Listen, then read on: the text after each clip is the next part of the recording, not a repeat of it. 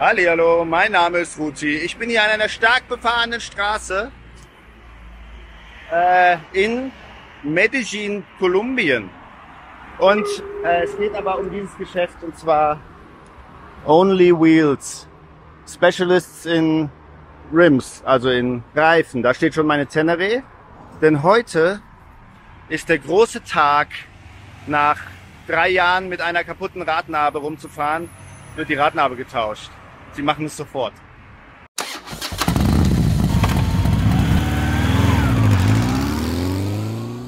Also, ich bin in Medellin und ja, ich sitze hier so halb in meinem Apartment und halb draußen. Ich habe gedacht, ich gehe raus und so, aber das ist überall so laut vom Verkehr und Musik und so weiter. Ja, das ist wahrscheinlich hier der leiseste Ort, den ich finden kann. Ihr kennt es ja schon, dass da irgendwelche Hunde rumspringen oder irgendwelche Leute reden und keine Ahnung. Es ist halt so beim Reisen. Ich sage immer, das ist authentisch. Man kann sich immer irgendwie schön reden. Ja, deswegen sitze ich hier. Lucy ist hinter mir. Und es ist so, wie es der Zufall will, ist es nicht nur, dass diese größte Geschichte meiner Motorradreisen, auch meine berühmteste Geschichte wahrscheinlich, die Radlagergeschichte oder die Radnabengeschichte heute zu Ende geht, und es ist gleichzeitig, dass heute mein Jubiläum ist, dass ich heute seit 8 Jahren um die Welt reise. Also seit 8 Jahren habe ich keine Wohnung mehr in Deutschland. Heute vor 8 Jahren bin ich in Frankfurt am Main in den Zug gestiegen und nach Richtung Wien losgefahren. Das war meine erste Fahrt. 4 Jahre Backpacken, 4 Jahre Motorradreisen. Ich habe dann überlegt, was mache ich? Die tollsten Bilder von 8 Jahren Reisen und so kann man machen. Aber ich habe jetzt gedacht, ey, das trifft sich so gut mit der Radnabe. Es könnte gar kein besseres Jubiläumsvideo als dieses geben. Deswegen geht es heute um die Radnabe und ich möchte diese ganze Geschichte ein letztes Mal erzählen und dann hoffentlich für immer damit abschließen, indem ich jetzt eben die neue Radnabe habe. Spulen wir zurück 2 Jahre und 8 Monate nach Kroatien. Ich bin zu den Plitvicer Seen gefahren, Silbersee. Ja, der Schatz im Silbersee wurde dort gedreht, andere Winnetou-Filme. Dort habe ich dann zum ersten Mal gemerkt unterwegs, dass ich so eine leichte Vibration an der Fußraste hatte. Mich angehalten, geguckt, wusste ich nicht, ne? Keine Ahnung. Wie lange hatte ich meinen Führerschein? 2 Jahre vielleicht. Ich war vorher ja 1,5 Jahre in der Pandemie. Es war eher immer noch Pandemie, aber in Marokko, Portugal und so weiter. Also meine Erfahrung war begrenzt. Okay, habe ich alles geguckt, habe es aufgebockt und so, Rad gedreht, alles okay, keine Ahnung. Okay, Plitvicer Seen gemacht und dann bin ich weitergefahren. Das ist halt ziemlich nah an der Grenze zu Bosnien-Herzegowina, da gibt es dann dieses Flugzeugwrack. Da war dann alles okay, habe ich wieder nichts gemerkt. Und dann wollte ich so eine Offroad-Strecke fahren und das war dann, da habe ich mich aufs Maul gelegt und das war dann ein bisschen schwierig für mich und so. Okay, habe ich dann umgedreht, da gibt es ein Video, die längste Wende der Welt, umgedreht und bin dann zurückgefahren. Und auf dem Weg zurück, da habe ich dann immer so schon ein lauteres Geräusch gehabt. Hört ihr das?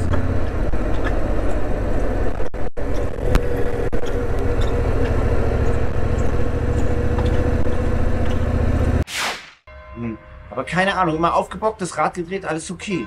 Ja? Konnte ich nichts finden.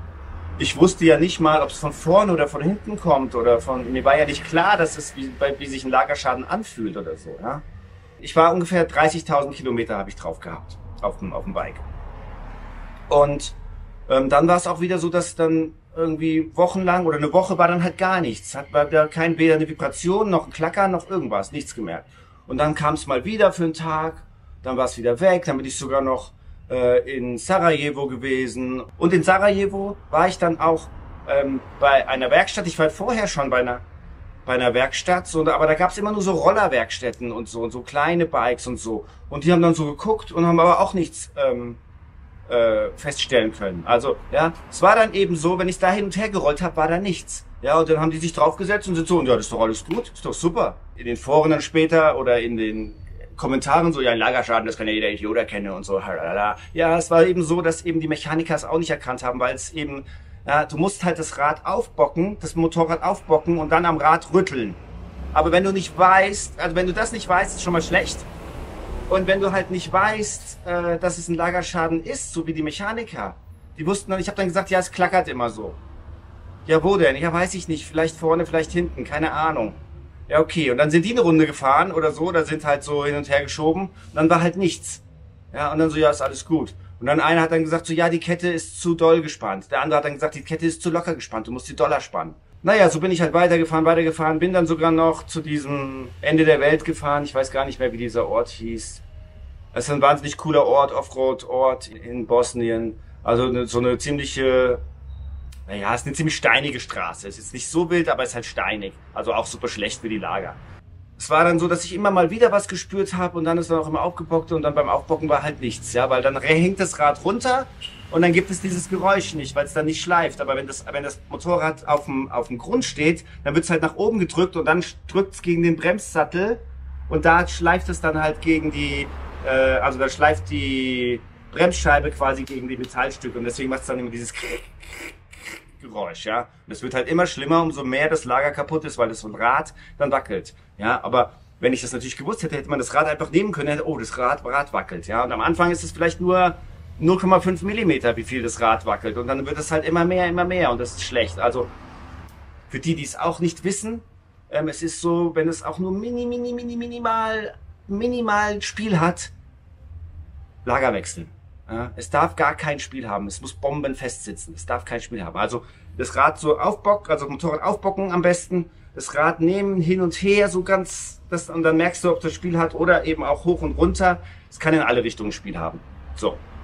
Dann war ich wieder in Kroatien, dann war ich auf einer Insel und bin dann zurückgefahren und da war es dann eben so, da ist dieses Video Albtraum vor der Traumkulisse entstanden, wo ich dann noch 80 Kilometer gefahren bin, wo das Lager halt mega laut.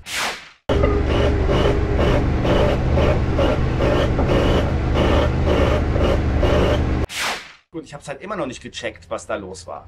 Ja, also kann man sagen, Idiot, und ja, wenn man das jetzt so erzählt, keine Ahnung, aber ich habe es halt einfach nicht gesehen. Ja. Und ich bin ja da auch noch mal zur Werkstatt gefahren, also was es da so gab. Es gab ja dann auch die Kommentare, ja, ich weiß ganz genau, da gibt es an jeder Ecke einen Yamaha-Händler oder gibt's ganz viele Motorradwerkstätten und so weiter.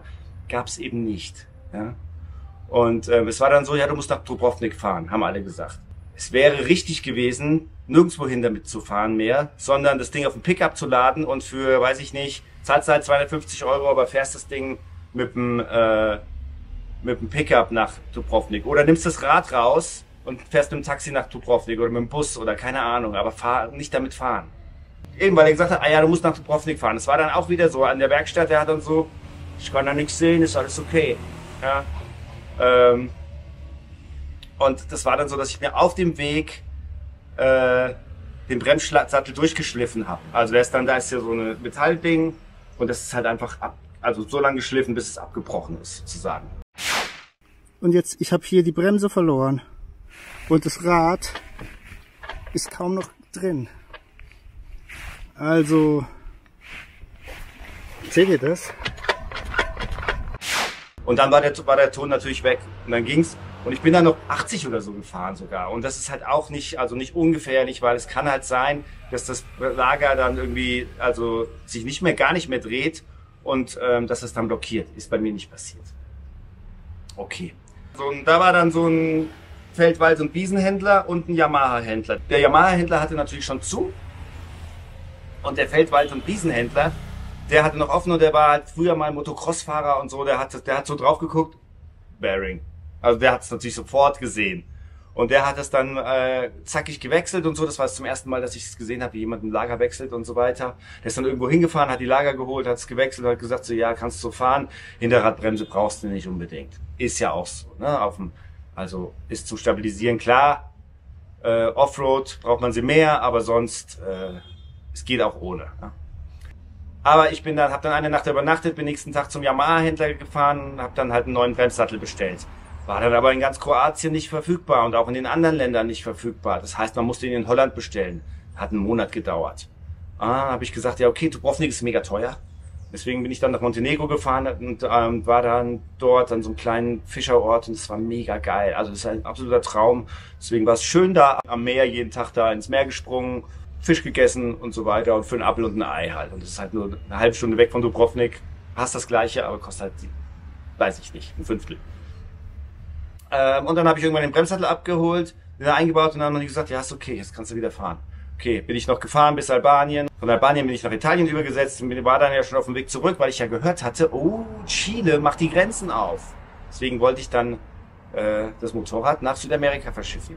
In Deutschland angekommen habe ich das 40.000 Kilometer drauf gehabt und habe das, da gibt es so einen den größten Service sozusagen und habe das dann dort zum Service gebracht, was ein brutal, das kostet irgendwie 800 Euro oder so hat das gekostet. Ich meine, die tauschen da viel aus und so weiter.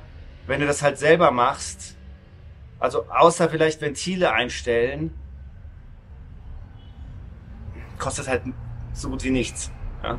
Also Zündkerzen wechseln, kaufst halt die 2 Zündkerzen und meistens sind die Zündkerzen eh noch gut. Kannst du zumindest mal rausholen, kannst sie auch sauber machen oder so. Was wird noch gemacht? Bremsflüssigkeit gewechselt und so. Das sind halt alles so Sachen. Klar, bist vielleicht mit 200 Euro oder so dabei. Aber keine 800. Naja, das habe ich halt auch gelernt. Und es war halt eben auch, auf dem Ding war halt noch Garantie drauf. Und dann so, ja, ich muss auf jeden Fall zum Yamaha-Händler und so, muss das mit der Garantie und so machen. Ja. Und da war es dann so, dass die gesagt haben, genau wie die in Kroatien, auch der Yamaha, haben gesagt, so, ja, ist alles okay, glauben wir. Und dann habe ich gesagt, könnt ihr vorne dieses Lager checken, weil es kann halt sein, wenn es dann so zerrt, das Rad, weil es so locker ist, dass vorne an dem kleinen Ritzel, da ist halt auch ein Lager drin. Und wenn es dann so zerrt, kann das halt sein, dass das Lager kaputt geht. Und dann musst du halt, dann hast du halt richtig Arbeit, das auseinanderzubauen und dieses Lager zu wechseln. Dann habe ich gesagt, könnt ihr das irgendwie checken und so? Und dann haben die gesagt, nee, kann man nicht checken. Man kann halt schon irgendwie das aufmachen und man kann versuchen irgendwie mit so einem Metallding, also mit weiß ich nicht, mit so einem so ein Montiereisen oder so, kannst du versuchen, gucken, ob das irgendwie lose ist, dieses Zahnrad, ob das irgendwie Spiel hat, weil es darf eben auch kein Spiel haben. Und die haben dann eben gesagt, nö, soweit ist alles okay mit dem Rad hinten und so. Und dann bin ich nach Chile gefahren, bin bis Patagonien runtergefahren und war dann schon auf dem Rückweg von Patagonien und bin halt, da waren die Grenzen noch zu, also ich musste in Chile komplett runterfahren und in Argentinien komplett wieder hoch. Du konntest nur unten in Feuerland die Grenze überqueren. Also Feuerland ist halb Argentinien, halb Chile und dann bin ich halt Chile und da bin ich über die Grenze gefahren. Und dann bin ich halt ganz Argentinien wieder hochgefahren und auf dem Weg hoch, Calafate, gibt's da so einen Ort, da ist einer der schönste Gletscher der Welt, weil der Gletscher halt wächst und das ist halt absolut, also wenn ihr das Video seht, ist der beste Gletscher, den ich je gesehen habe. Da war es dann wieder lose. Also so, nach hinten und vorne ist es fest, aber hier hat es ein Minimalspiel. Und dann bin ich dahin zu so einem Mechaniker dort und der hat dann so, ja, also wenn du kannst du so einen Finger reinstecken, konntest du das dann so hin und her schieben, das Lager. Ist lose. Ah ja, okay. Lager gewechselt und dann habe ich gesagt, so ja, aber das bringt es ja nicht, wenn das Lager wechselt, sondern was kann man da machen? Ja, man kann einen Ring einsetzen. Also man kann dann entweder einen Aluminium- oder einen Stahlring einsetzen, je nachdem, muss man sich entscheiden, wie man das möchte. Die Radnabe bei der Teneré ist halt aus Aluminium. Und dann, ja okay, aber das muss halt ausgedreht werden ein bisschen, damit man dann den Ring einsetzen kann. Das Problem ist, dass diese normalen Drehmaschinen, da passt das Rad nicht rein. Also, da müsstest du es ausspeichen und die Radnabe dann quasi ausdrehen und dann wieder einspeichen. Aber das wollte ich halt, ich wollte halt nicht, dass irgendwie so Feldwald- und Wiesenmechaniker mein Rad ausspeichen und wieder einspeichen. Die können es ja dann nicht stabilisieren und so weiter. Also der erste konnte es nicht machen mit der Drehmaschine und der zweite Typ, der konnte es dann machen. Und es war dann eben so, deswegen sage ich immer, nie mehr gebe ich mein Bike irgendwo hin und gehe dann weg und lasse die das machen. Weder hier noch in Deutschland. Und da kann ich mich noch erinnern, dass ich in Deutschland damals, weil ich was lernen wollte, habe ich gefragt, kann ich vielleicht zusehen, wenn ihr den Service macht?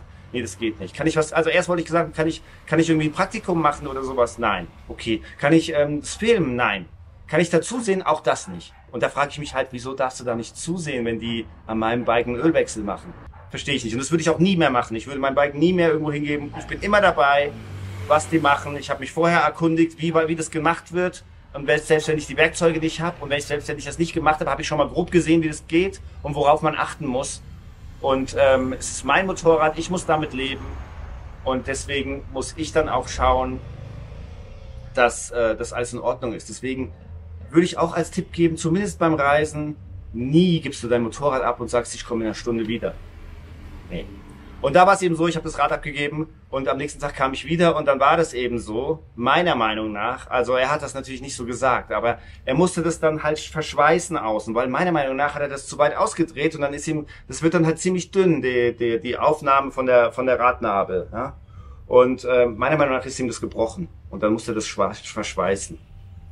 Weil wenn du das ordentlich machst, ausdrehst, dann kannst du den genau auf die Größe ausdrehen und den Ring da reinmachen und dann passt es, da musst du nicht schweißen. Dann sah das halt auch schon aus wie Hund, hatte ich natürlich schon einen riesen Hals, aber ich meine, die haben getan, was sie konnten in dem Ort. Es gab keine andere Möglichkeit, sonst hätte ich halt irgendwie, weiß ich nicht, 2000 Kilometer in irgendeine Stadt fahren müssen. Da unten gibt's halt keine größeren Städte, wo die das vielleicht machen können. Das weiß man nicht. Manchmal gibt's in irgendeiner Stadt irgendwelche Leute, die das gut können, da gibt's dann den Spezialisten oder einen super Dreher oder so, aber das weißt du eben nicht. Ja? Jedenfalls hatte ich dann einen Ring drin und es war wieder fest, neue Lager. War dann auch schwierig, die Lager zu bekommen. Und weiter wird gefahren. Und ich glaube, ich bin dann sogar 20.000 Kilometer gefahren bis Santa Cruz in Bolivien. Also ganz hoch an die Nordgrenze, rüber nach Chile, Atacama-Wüste, wieder rüber Argentinien und dann nach Bolivien. In Bolivien die ganze Altiplano da abgefahren und dann Santa Cruz ist die Dschungelgegend. Da bin ich dann runtergefahren. Und da, ich weiß gar nicht mehr, was ich gemacht habe. Ich glaube, das war dann so, dass es wieder ein bisschen lose war. Und dann habe ich gesagt, so, okay, Lager muss gewechselt werden. Ist dann eben so, wenn es eben dann ausgedreht ist und so, das ist halt nicht wie eine neue Narbe, sondern es ist ungefähr. Und deswegen gehen die Lager dann meiner Meinung nach schneller kaputt. Also es hat dann 20.000 gehalten, das Lager, und dann war es hin. Das Lager diesmal auf der linken Seite, da fallen schon die Kugeln sind zerquetscht, wenn man es hier anguckt. Da hat es die Kugeln zerdrückt von dem Lager. Deswegen hat es wahrscheinlich auch ab und zu geknirscht. Also das ist der Abstandshalter auf der rechten Seite und der ist halt so ein bisschen angekratzt, wenn man das sehen kann. Und dann, ja okay, und dann habe ich neue Lager gekauft wieder rumgefahren, Lager gesucht, Lager gekauft und dann eingebaut und dann war es eben so wieder, hat wieder Spiel gehabt. Scheißen. Den wir letztes Mal die andere Seite geflickt hatten, haben wir diesmal auf dieser Seite gespielt. Und jetzt ist die Frage, ob man das machen kann. Es ist immer wieder ein Scheißrad. Wieder dann zum Drehmann gelaufen oder gefahren. Wieder erstmal einen gesucht, der das kann, ausdrehen lassen, neuen Ring einsetzen lassen. Wieder das gleiche Prozedere wie in Calafate. Jetzt erstmal beim Reifenmann, der macht den Reifen runter. Wir sind wieder bei dem Typen, der jetzt den Ring einsetzt. Ja, hier, der hat es schon jetzt ziemlich gut gemacht. Ich weiß gar nicht, geht es hier gar nicht. Aber er hat hier einen 1 mm Ring eingesetzt. Und der Abstandshalter, hatte ich jetzt fast vergessen, der war hier so eingedrückt. Da hat er mir auch einen neuen gedreht. Perfekt.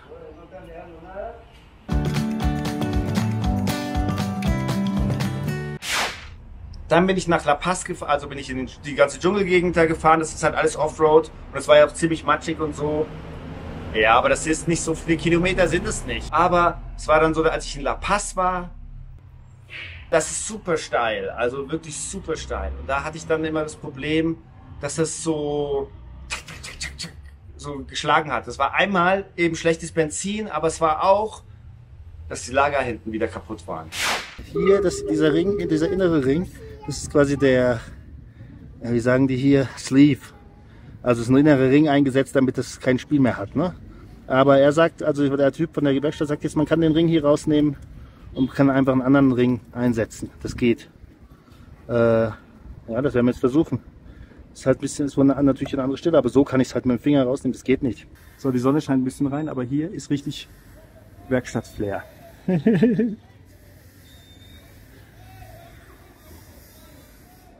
Ja, ich muss noch ein bisschen warten auf mein Rad. Sie machen das hier. Der von der Werkstatt, der mich hierher gebracht hat, hat gesagt, das ist der beste Laden in ganz Santiago. Und es ist hier nicht nur dieser eine, sondern es sind hier 3 Also das ganze Gebäude ist quasi, da haben die Drehmaschinen und alles drin. Kann hier alles machen. Er sagt, in den anderen Läden können die immer nur einen Teil machen. Und jetzt ist natürlich erstmal die Schwierigkeit, den alten Ring, den die da eingesetzt haben, rauszukloppen. Ohne die Narbe zu zerstören. Das ist echt krass, wie sie hier alles reparieren können. Ah, da kommt er. Müssen wir sehen, vielleicht ein bisschen. Ah, ist draußen.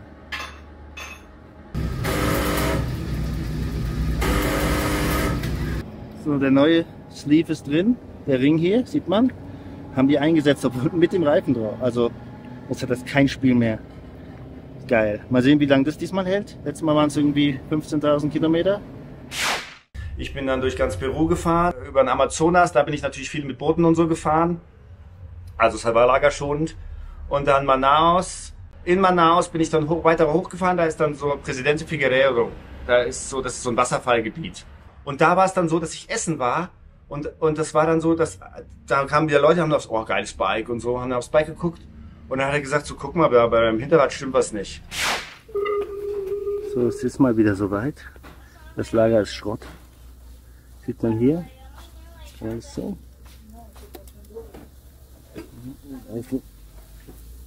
Ist noch nicht super lose, aber jetzt irgendwie das Ding zerfetzt.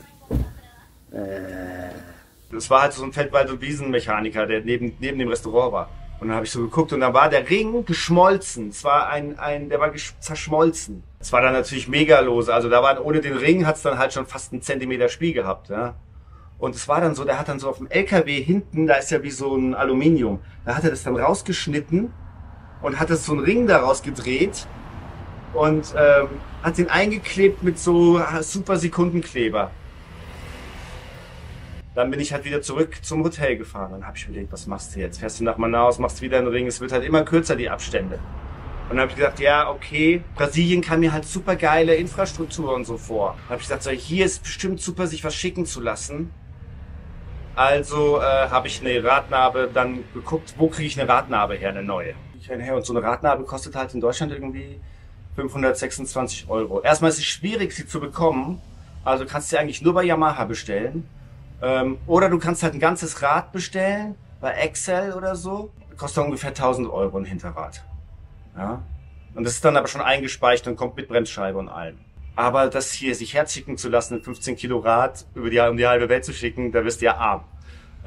Und auch 1.000 € wollte ich halt auch nicht ausgeben. Okay, was machst du? Hin und her gegoogelt. Und dann habe ich gefunden, okay, in Japan gibt es Firmen, die verkaufen Originalteile für japanische Bikes, Yamaha. Und da kostet die Radnabe 200. In den USA hat sie ungefähr 440 gekostet, falls sich Leute fragen, ist nicht in den USA billiger. 200 €, 220 oder so. Ja, Brasilien, hier ist alles super. Bestelle ich hier, warte ich hier 2 Wochen, sagen die, bedauert es und es ist da. Ist gut, mache ich. War ein super geiles Haus am Dschungelrand, also ein Traum. Ja. Und eben diese ganzen Wasserfälle da außenrum und so weiter. Brasilien neu, hat mir gut gefallen, super. Okay. Innerhalb von 10 Tagen haben die Radnabe nach Sao Paulo verschifft. Weil es geht immer erst nach Sao Paulo, das ganze Zeug. Und dann ist da gar nichts passiert. Liegt es da im Zoll. Also es ist dann auch so, dass es eben an die brasilianische Post übergeben wird. Die verschifft es dann innerhalb Brasiliens. Es war schon so, ich wollte es eigentlich mit DHL schicken lassen, aber DHL liefert nicht nach Brasilien von Japan aus. Also da hätte mir schon auffallen müssen, da ist irgendwas komisch. Und es war dann EMS, hieß es dann. Damit habe ich das geschickt. Aber die konnten nichts, also das war nicht denen ihre Schuld. Die haben es innerhalb von 10 Tagen dahin geschickt. Und dann ist irgendwie 7 Wochen oder so gar nichts passiert. Und ich habe da angerufen, E-Mails geschrieben. Ich habe, glaube ich, 30 Seiten E-Mail-Konversation mit der brasilianischen Post, mit dem Unternehmen in Japan, die das verschickt haben und so weiter. Also alles. Ich habe mit dem Anwalt gedroht, alles gemacht. Ja. Es ist so, dass man den brasilianischen Zoll nicht kontaktieren kann. Selbst Leute, die Unternehmen haben, die wollten mir helfen. Und die haben gesagt, so ja, wir können da auch keinen kontaktieren. Es geht nicht. Du kannst ihn nicht kontaktieren. Du musst einfach warten, bis der machen. Und die Sachen kommen und die legen es da in ein Regal. Und da liegt es dann, bis die noch Bock haben, das anzufassen. Ja. Ich habe gelesen, natürlich habe ich das alles hin und her recherchiert und versucht alles zu machen und dabei habe ich herausgefunden, dass jedes Jahr irgendwie 30.000 Päckchen in Sao Paulo in dieser Zollstelle verloren gehen. Dabei habe ich dann auch herausgefunden, dass einmal zahlst du 40% Steuern auf die Ware und dann gibt es noch so eine Handling-Fee und die ist bis 100% nochmal obendrauf. Nach 7 Wochen war es dann so, dass die gesagt haben, ja, die Adresse muss nochmal neu angegeben werden. Da sind irgendwie Ungenauigkeiten. Also die schicken dir eine E-Mail und sagen, hier musst du es eingeben. Habe ich es eingegeben, dann ist 3 Tage nichts passiert und dann so, ja okay, weiß ich nicht, haben die das bekommen, macht da jemand was, passiert nichts. Okay, da angerufen und Brasilianisch habe ich sogar, ich muss halt dann immer jemanden anrufen lassen, der Portugiesisch kann, ja, und mit denen reden kann. Und mit denen geredet und dann die Frau war voll nett von der Post eben wieder. Und das sind aber auch nur Leute, die da am Telefon-Callcenter sitzen oder so, keine Ahnung. Auf jeden Fall, die hat es dann alles aufgenommen, nochmal die Adresse, alles. Brauchen Sie noch etwas? Nein, es ist alles komplett. Super, vielen Dank, okay. Zwischendurch war ich sogar noch in der Poststelle selber persönlich in diesem Ort. Aber da, die haben überhaupt keine Ahnung. Die haben nach einer halben Stunde, haben sie mir dann die Nummer vom Service gegeben, auch von der Internetseite, wo du halt nur Bots und so erreichen kannst. Und dann, eine Woche später, war dann Einfuhr abgelehnt. Päckchen nicht ausreichend beschriftet oder so. Konnte ich nichts mehr machen. Und dann so, ja, was passiert ist mit dem Päckchen? Hat dann auch wieder Tage gedauert, bis ich rausgefunden habe, was mit dem Päckchen passiert. Ja, entweder, ich habe dann schon Ombudsmann eingeschaltet und so, ja.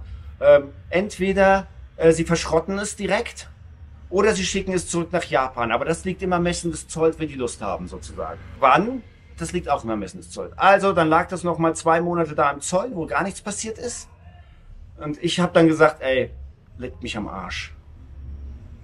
Ich bin dann nach Manaus gefahren und habe dort wieder einen Ring einsetzen lassen.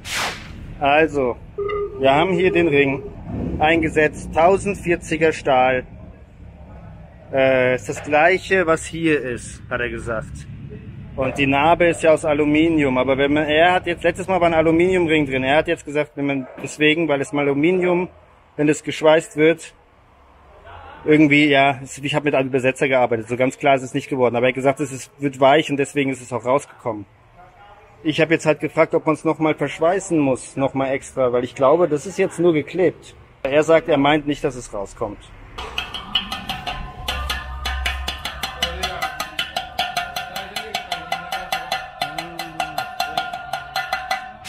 Und dann bin ich nach Venezuela gefahren. Ich habe dann gedacht, die Bratnabe ist verloren.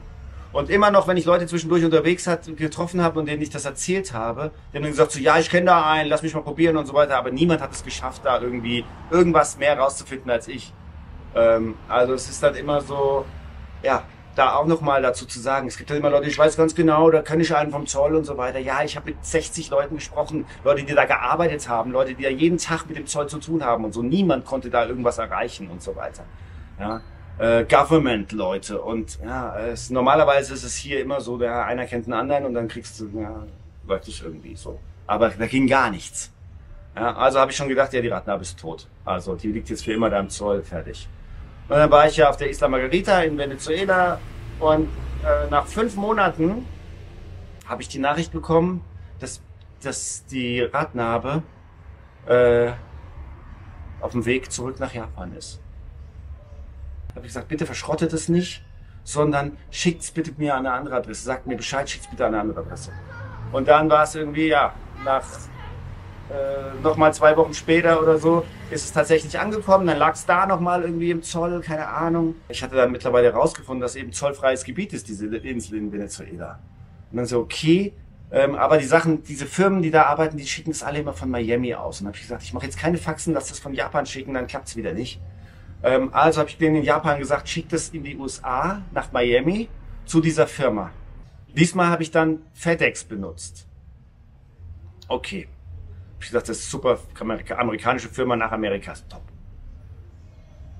Und ich hatte da ja dann noch irgendwie 15 andere Päckchen aus Deutschland, aus den USA, aus Australien, keine Ahnung, aus allen Herren Ländern dahin schicken lassen. Alle Päckchen waren nach 2 Tagen da. Welches war nicht da? Die Bratnabe. Das war dann so, dass die gesagt haben von FedEx, ja, sie haben versucht, es auszuliefern, aber es war keiner dort. Und es ist eine Firma, die Päckchen annimmt. Also die hat ganz normale Öffnungszeiten, die nimmt diese Päckchen an. Also es kann nicht sein, dass da keiner dort ist. Und es ist dann so, dass die sagen, ja, wir hinterlassen einen Zettel mit einem Code drauf. Und mit diesem Code kann man zu FedEx gehen und das Päckchen dann abholen. Aber da war eben kein Zettel, weil die einfach gesagt haben, die waren da. Aber die waren ja offensichtlich nicht da, weil es ja ein Geschäft ist, was immer offen hat. Und die haben dann gesagt, ja, nach dem 3. Mal wird es wieder zurück nach Japan geschickt. Also habe ich dann Panik bekommen und da kannst du dann drücken, ja okay, in die FedEx-Filiale bringen und dass es dort abgeholt wird. Habe ich dann gesagt, ja okay, dann machen wir es so, dass es da hinbringen wird und abgeholt. Also zur Not engagiere ich da einen. Und es war dann tatsächlich so, dass es dann schwierig war, jemanden zu finden, der das da abholt, aber es gab dann jemanden. Die haben da eine Person und so, die holt es dann da ab. Und ich hatte eine Vollmacht von mir, also es war auf den Namen der Frau, wo ich gewohnt habe, der Jeanette, gemacht. Also die eine Vollmacht von der geschrieben, dahin geschickt, eine Vollmacht von der japanischen Firma geschrieben, dahin geschickt. 2 Vollmachten plus alle Quittungen und so, dass das alles mein Teil ist und so weiter, alles geschickt. FedEx hat gesagt, ja, wir können Ihnen das leider nicht geben, das Päckchen.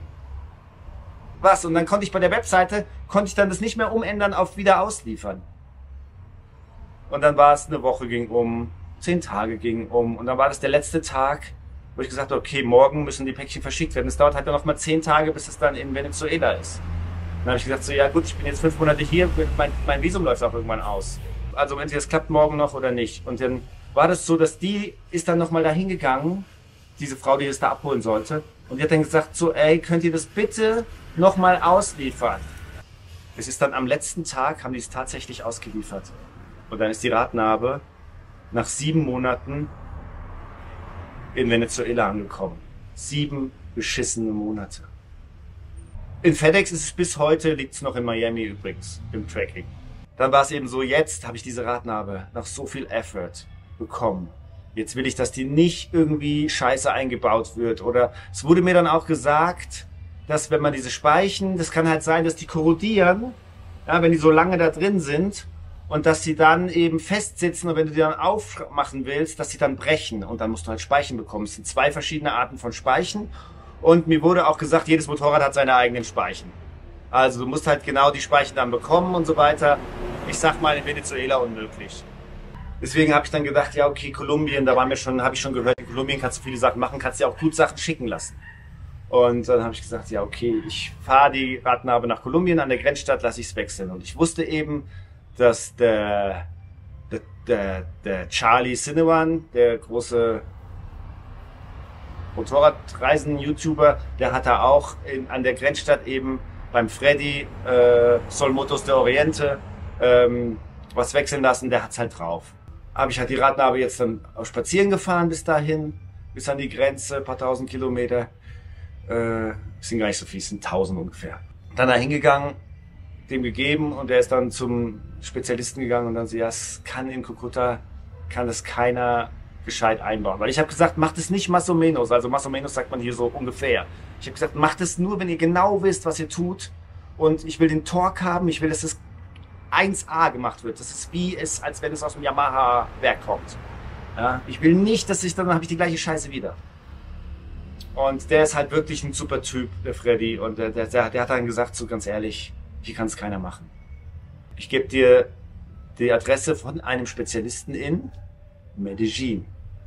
Das ist halt jetzt, da bin ich jetzt noch mal 3 Wochen oder so oder 4 unterwegs gewesen. Ich hatte ja auch Dengue zwischendurch, das hat mich 2 Wochen lahmgelegt. Aber habe diese Radnabe jetzt nochmal spazieren gefahren und es nervt halt richtig, so eine Radnabe. Ich habe die dann immer in meine Skihose, ich habe ja keine Regenhose mehr, sondern ich habe eine Skihose, die wasserdicht ist und die ist halt so gepolstert, ne? Das ist halt eine Skihose. Und da habe ich die dann immer so eingewickelt, damit das irgendwie gepolstert ist und so, falls die irgendwie runterfällt, ist nicht passiert, aber dass es dann wenigstens nicht die Radnabe nicht kaputt geht. Das ist mein heiliges Stück. Jetzt bin ich hier hingegangen, heute Morgen. Der ist halt ein Spezialist, der macht nur so Radnaben und Felgen. Also das ist die Empfehlung von Freddy aus Cucuta. Und ja, ich bin hier hingefahren und gesagt, ja, kein Problem, machen Sie sofort. Und er nimmt jetzt hier gerade das Rad raus, ich darf auch filmen. Und die machen das richtig mit Torque und allem drum und dran.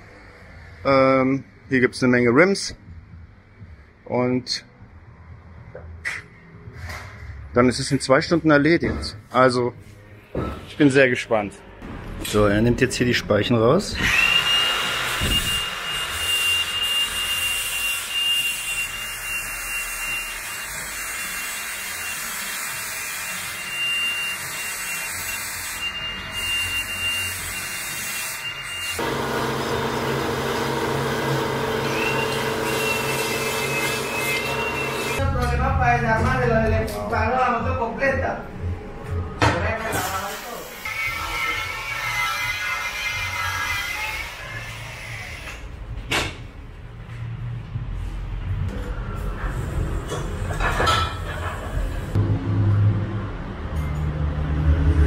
Es sind 2 verschiedene Arten von Speichen da drin. Und also beim Ausbau war das jetzt überhaupt nicht so, dass die so auf Spannung waren. Es war einfach aufschrauben, rausziehen. Es war jetzt nicht so, dass die hätten brechen können. Es kann natürlich sein, wenn das hier korrodiert ist, dann kannst du die hier nicht aufschrauben. Und dann ist es ein Problem. Aber es war jetzt alles kein Problem. Es war ganz, ganz easy. Macht einen sehr professionellen Eindruck. Hier auch. Hatte hier. Da war so ein 15 cm langes und vielleicht so breites Stück rausgebrochen aus dem Rim. Können die auch reparieren. Macht er jetzt hier gerade.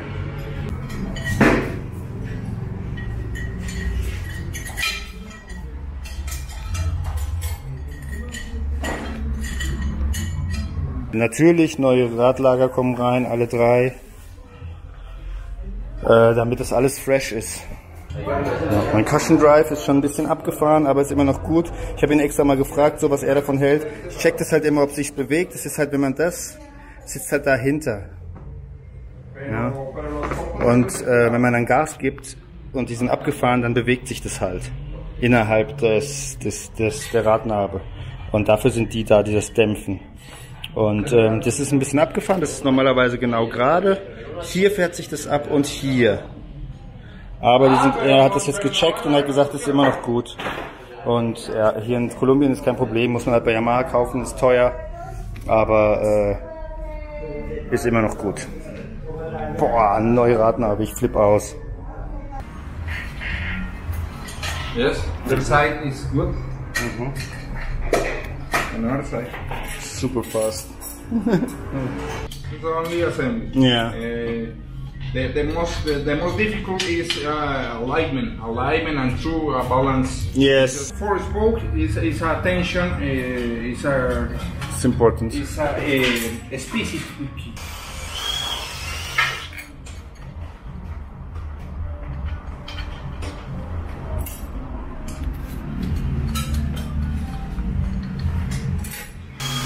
Super.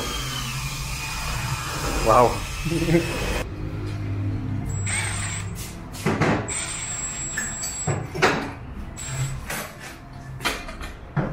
So, das Wichtige ist, dass die alle nach und nach angezogen werden, damit die alle die gleiche Spannung haben und nicht dass das schief sich verzieht, damit das Rad dann die richtige Stabilität hat. Und das ist jetzt die Grobeinstellung und später, hier ist das Ding mit dem Torque.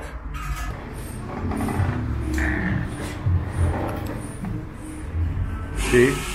You can see the center hook. Ah, okay.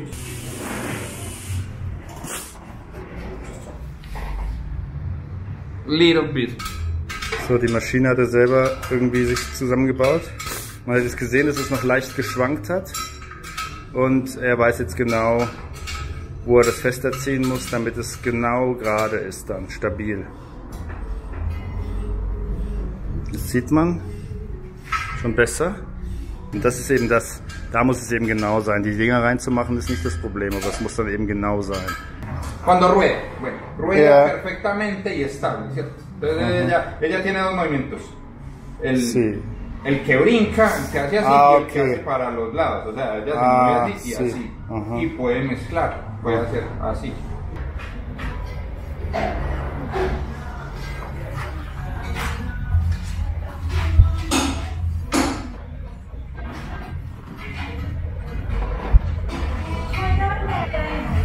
The alignment is approximately a sheet of paper. This is the calibrate. Yes. The calibrate for this wheel on only wheels. In here, this is calibration.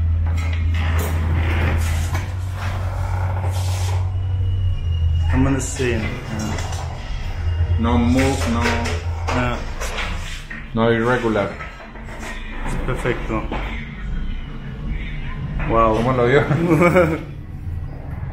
Yeah. Impresionante. Quiera la y también lo mismo.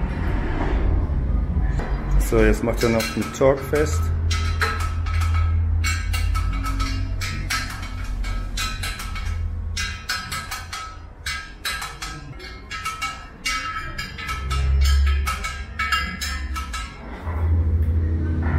Super cool.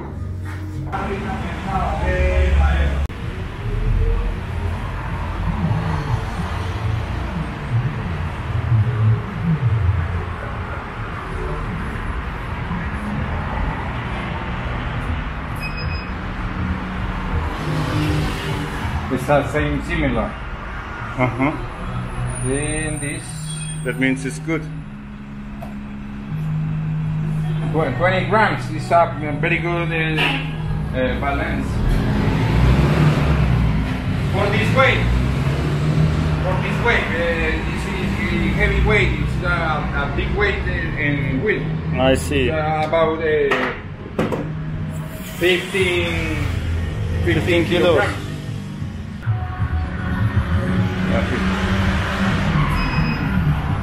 Check this. It's a laser. Ah. Laser indicator. Wow, wow. I never saw this before. Like so modern.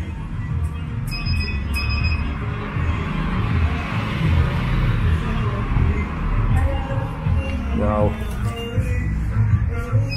And now you check again, or? Check again. And then it says perfect, normally. Need show the zero. Yeah. Show the zero in the machine.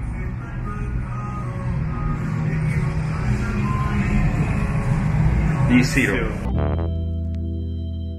Yes. Also, das ist jetzt ausbalanciert, da kannst du jetzt MotoGP fahren mit. Und Kolumbien ist halt günstig. Es hat jetzt 100 € gekostet, alles zusammen, das zu machen. Ausspeichern, einspeichern, neue Radlager, balancieren, tippitoppi-tappi. Ich bin so glücklich und ich hoffe, dass ich nie wieder damit Probleme habe. Ich meine, ich bin ja jetzt auch leidgeplagt, leidgeprüft und achte natürlich immer auf die Lager, weiß, wie das ist und hoffe, dass ich dann jetzt immer erkenne sofort, wenn die Radlager hin sind, und also das sollte ich gelernt haben. Ich bedanke mich noch für die neue Unterstützung. Vielen, vielen Dank bei Jörg, Bernd, Martin, nochmal Bernd, aber Sky Blue Teneré Bernd, Klaus, Erik, Oliver, Wolfgang für eine neue Hose. Ja, neue Hose wäre jetzt das nächste Projekt, was ich mal angehe irgendwann. Michael, Roland und Friedrich. Vielen, vielen Dank. Schreibt gerne Kommentare. Ich gehe jetzt was essen hier. Also ich bin hier nicht in dem Poblado-Viertel, das ist wie Bangkok. Also das ist halt, das Halligalli. Deshalb, sowas habe ich noch nicht gesehen in Südamerika. Brutal. Und sehr viele weiße Menschen auch. Und das hier ist Laureles, das ist das zweitpopulärste Viertel. Hier ist es ein bisschen ruhiger, aber hier auch die ganze Nacht ist dann Musik und so. Es fängt dann wahrscheinlich in einer Stunde oder so an. Und ich gehe jetzt hier vor, da ist eine Bar und ein Restaurant nach der anderen. Oder esse ich vielleicht Tacos, vielleicht Burger King, vielleicht Sushi oder koreanisch war ich essen. Gestern war ich vietnamesisch essen. Also alles typisch südamerikanisch. Vielen Dank für die Aufmerksamkeit. Auf Wiedersehen.